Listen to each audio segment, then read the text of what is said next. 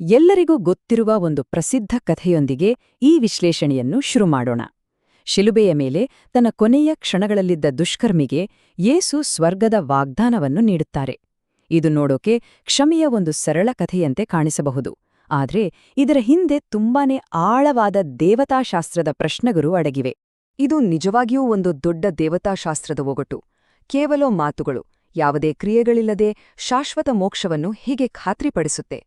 ಈ ಮೂಲ ಆಕರವು ಈ ರಹಸ್ಯವನ್ನೇ ಬಿಡಿಸಲು ಪ್ರಯತ್ನಿಸುತ್ತೆ, ಮತ್ತು ನಾವು ಆ ವಿಶ್ಲೇಷಣೆಯ ತಿರುಳನ್ನು ಈಗ ನೋಡಲಿದ್ದೇವೆ. ಈ ಸಂಕೀರ್ಣವಾದ ವಾದವನ್ನ ಸರಳವಾಗಿ ಅರ್ಥ ಮಾಡಿಕೊಳ್ಳಲು ನಾವು ಇದನ್ನ 5 ಭಾಗಗಳಾಗಿ ನೋಡೋಣ. ನಾವು ಸಮಸ್ಯೆಯಿಂದ ಶುರು ಮಾಡಿ, ಅದರ ಹಿಂದಿನ ಕಾರಣಗಳನ್ನ ನೋಡಿ, ಕೊನೆಗೆ ಈ ಆಕರ ಪ್ರಸ್ತಾಪಿಸುವ ಪರಿಹಾರದವರೆಗೆ ತಲುಪೋಣ. ಪ್ರತಿಯೊಂದು ಹಂತವನ್ನು ಗಮನವಿಟ್ಟು ನೋಡೋಣ ಬನ್ನಿ. ಸರಿ, ಹಾಗಾದ್ರೆ ಆ ನಿರ್ಣಾಯಕ ಕ್ಷಣಕ್ಕೆ ವಾಪಸ್ ಹೋಗೋಣ. ದುಷ್ಕರ್ಮಿ ಮತ್ತು ಯೇಸುವಿನ ನಡುವೆ ನಡೆದ ಆ ಸಂಭಾಷಣೆಯನ್ನ ನೆನ್ಪು ಮಾಡ್ಕೊಳ್ಳೋಣ. ಇಂದೇ ನೀನು ನನ್ನೊಂದಿಗೆ ಸ್ವರ್ಗದಲ್ಲಿರುವಿ ಅನ್ನುವ ಆ ಒಂದು ವಾಗ್ದಾನ, ಅದೇ ಈ ಇಡೀ ಚರ್ಚೆಯ ಕೇಂದ್ರಬಿಂದು. ಇಲ್ಲೇ ನೋಡಿ, ದೊಡ್ಡ ಸಂಘರ್ಷ ಶುರುವಾಗೋದು. ಮೋಕ್ಷದ ವಾಗ್ದಾನಕ್ಕೂ ಮತ್ತು ನಂಬಿಕೆಯನ್ನ ಜೀವನದ ಕೆಲ್ಸಗಳ ಮೂಲಕ ಸಾಬೀತುಪಡಿಸಬೇಕು ಅನ್ನೋ ತತ್ವಕ್ಕೂ ಘರ್ಷಣೆಯಾಗುತ್ತೆ. ಅವನಿಗೆ ಪಶ್ಚಾತ್ತಾಪ ಪಡೋಕೆ ಟೈಮ್ ಸಿಕ್ತು, ಆದ್ರೆ ಅದನ್ನ ಮಾಡಿ ತೋರ್ಸೋಕೆ ಟೈಮ್ ಇರ್ಲಿಲ್ಲ. ಹಾಗಾದರೆ ನ್ಯಾಯ ಹೇಗೆ ಜಾರಿಯಾಗುತ್ತೆ? ಈಗ ಈ ಆಕರದ ಒಂದು ಮುಖ್ಯವಾದ ವಾದಕ್ಕೆ ಬರೋಣ. ದೇವರ ತೀರ್ಪು ಅದು ಆತನಿಗಾಗಿ ಅಲ್ಲ, ಬದಲಿಗೆ ಆತನ ಸೃಷ್ಟಿಸಿದ ಜೀವಿಗಳ ತಿಳುವಳಿಕೆಗಾಗಿ. ಇದು ತುಂಬಾನೇ ಪ್ರಮುಖವಾದ ಒಂದು ವ್ಯತ್ಯಾಸ. ಮೊದಲನೇ ಪಾಯಿಂಟ್ ತುಂಬಾನೇ ಸರಳ. ದೇವರ ಜ್ಞಾನ ಸಂಪೂರ್ಣ ಮತ್ತು ಪರಿಪೂರ್ಣ. ಸೃಷ್ಟಿಯಾಗೋಕೆ ಮುಂಚೆನೆ ಆತನಿಗೆ ಎಲ್ಲವೂ ಗೊತ್ತಿತ್ತು. ಯಾರು ನಿಜವಾಗಿಯೂ ನಂಬಿಕೆಯುಳ್ಳವರು, ಯಾರು ಅಲ್ಲ ಅಂತ ಆತನಿಗೆ ಮೊದಲೇ ತಿಳಿದಿದೆ. ಆದ್ರೆ ನಮ್ಗೆ ಅಂದ್ರೆ ಸೃಷ್ಟಿಸಲಾದ ಜೀವಿಗಳಿಗೆ ಒಂದು ಲಿಮಿಟ್ ಇದೆ. ನಾವು ಒಬ್ರ ಮನಸ್ಸಲ್ಲಿ ಏನಿದೆ ಅಂತ ನೋಡಕ್ಕಾಗಲ್ಲ ಅಲ್ವಾ? ಅವರ ಮಾತು, ಅವರ ಕೆಲಸಗಳನ್ನ ನೋಡಿ ಮಾತ್ರ ಅಂದಾಜ್ ಮಾಡಬಹುದು. ನಾವು ಒಳಗನ್ನು ನೋಡೋಕೆ ಸಾಧ್ಯನೇ ಇಲ್ಲ. ಹಾಗಾಗಿ ಇದರ ಲಾಜಿಕಲ್ ಕನ್ಕ್ಲೂಷನ್ ಏನಪ್ಪಾ ಅಂದ್ರೆ, ತೀರ್ಪು ಪಬ್ಲಿಕ್ ಆಗಿರ್ಬೇಕು, ಎಲ್ಲರ ಮುಂದೆ ಸಾಕ್ಷಿ ಆಧಾರದ ಮೇಲೆ ನಡಿಬೇಕು. ಇದರಿಂದ ದೇವರ ನ್ಯಾಯದ ಬಗ್ಗೆ ಯಾರಿಗೂ ಅನುಮಾನ ಬರೋದಿಲ್ಲ ಮತ್ತು ಎಲ್ಲರ ಸ್ವತಂತ್ರ ಇಚ್ಛೆ ಭದ್ರವಾಗಿರುತ್ತೆ. ಅಂದ್ರೆ ನ್ಯಾಯ ಕೇವಲ ನಡೆದ್ರೆ ಸಾಲ್ದು, ಅದು ನಡೀತಿದೆ ಅಂತ ಎಲ್ಲರಿಗೂ ಕಾಣಿಸ್ಬೇಕು. ಸರಿ, ಈ ಕಾನ್ಸೆಪ್ಟನ್ನ ಇನ್ನೂ ಸ್ವಲ್ಪ ಆಳವಾಗಿ ನೋಡೋಣ. ಈ ಆಕಾರದ ಪ್ರಕಾರ ಶಿಲುಬೆಯು ದೇವರು ಮತ್ತು ಸೃಷ್ಟಿಯ ನಡುವಿನ ಸಂಬಂಧವನ್ನೇ ಬದಲಾಯಿಸ್ಬಿಡುತ್ತೆ ಮತ್ತು ಅದಕ್ಕೆ ಒಂದು ಅಪಾರವಾದ ಮೌಲ್ಯವನ್ನ ತಂದುಕೊಡುತ್ತೆ. ಶಿಲುಬೆ ಅನ್ನೋದು ದೇವರ ಗುಣಗಳ ಒಂದು ಅಲ್ಟಿಮೇಟ್ ಪ್ರೂಫ್ ಇದ್ದ ಹಾಗೆ. ಇದರಿಂದ ಏನಾಗತ್ತೆ ಅಂದ್ರೆ, ಸೃಷ್ಟಿ ಜೀವಿಗಳು ಬಲವಂತದಿಂದ ಅಲ್ಲ, ಬದಲಾಗಿ ನಿಜವಾಗಿಯೂ ಸ್ವಇಚ್ಛೆಯಿಂದ ಸ್ವತಂತ್ರವಾಗಿ ದೇವರನ್ನ ಆಯ್ಕೆ ಮಾಡ್ಕೊಡಕ್ಕೆ ಸಾಧ್ಯವಾಗತ್ತೆ. ಇದು ಕುರುಡು ನಂಬಿಕೆ ಅಲ್ಲ, ಬದಲಿಗೆ ಸಾಕ್ಷ್ಯದ ಆಧಾರದ ಮೇಲೆ ಮಾಡೋ ಒಂದು ತಿಳುವಳಿಕೆಯುಳ್ಳ ಆಯ್ಕೆಯಾಗಿ ಬದಲಾಗತ್ತೆ. ಈ ಆಕಾರದಲ್ಲೇ ಒಂದು ಅದ್ಭುತವಾದ ರೂಪಕ ಇದೆ ಕೇಳಿ.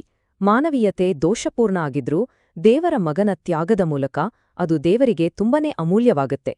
ಹೇಗೆ ಮುರಿದ ಆಟಿಕೆ ಮಗುವಿನ ಪ್ರೀತಿಯಿಂದ ಬೆಲೆ ಕಟ್ಟಲಾಗದಾಗುತ್ತೋ, ಹಾಗೆಯೇ ಪಾಪಪೂರ್ಣ ಮಾನವೀಯತೆಯು ಮಗನ ತ್ಯಾಗದ ಮೂಲಕ ದೇವರಿಗೆ ಅಮೂಲ್ಯವಾದ ವಸ್ತುವಾಗುತ್ತೆ.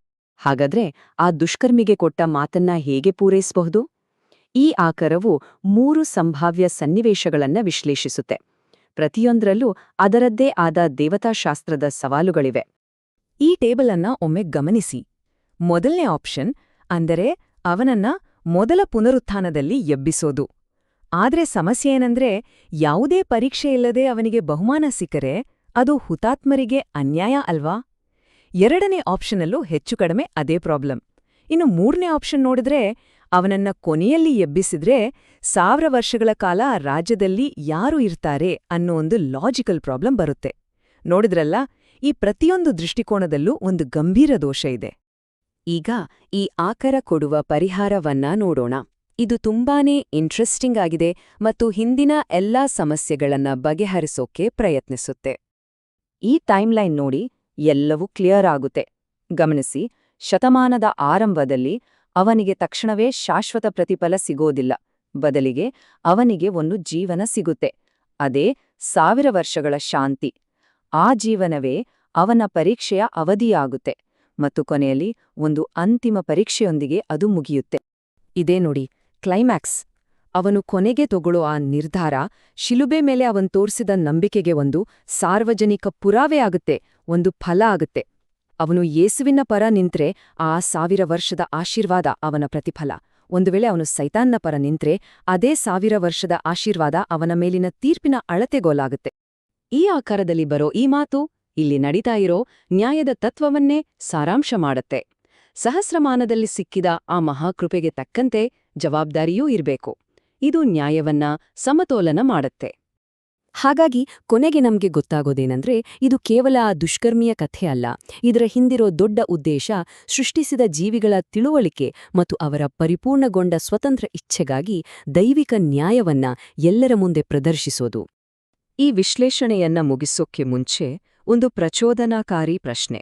ಸಾಮಾನ್ಯವಾಗಿ ಪರೀಕ್ಷೆ ಅಂದ್ರೆ ನಮ್ಗೆ ಕಷ್ಟ, ನೋವು, ಸಂಕಟ ನೆನ್ಪಾಗುತ್ತೆ. ಆದ್ರೆ ನಂಬಿಕೆಯ ನಿಜವಾದ ಪರೀಕ್ಷೆ ಅನ್ನೋದು ಕಷ್ಟದಲ್ಲಿ ಅಲ್ಲ, ಬದಲಿಗೆ ನಮ್ಗೆ ಸಿಕ್ಕಿರೋ ಅಪಾರವಾದ ಆಶೀರ್ವಾದಕ್ಕೆ ನಾವು ಹೇಗೆ ನಡ್ಕೊಳ್ತೀವಿ ಅನ್ನೋದ್ರಲ್ಲಿದ್ರೆ. ಇದು ನಿಜಕ್ಕೂ ಆಳವಾಗಿ ಯೋಚಿಸ್ಬೇಕಾದ ಒಂದು ವಿಷಯ.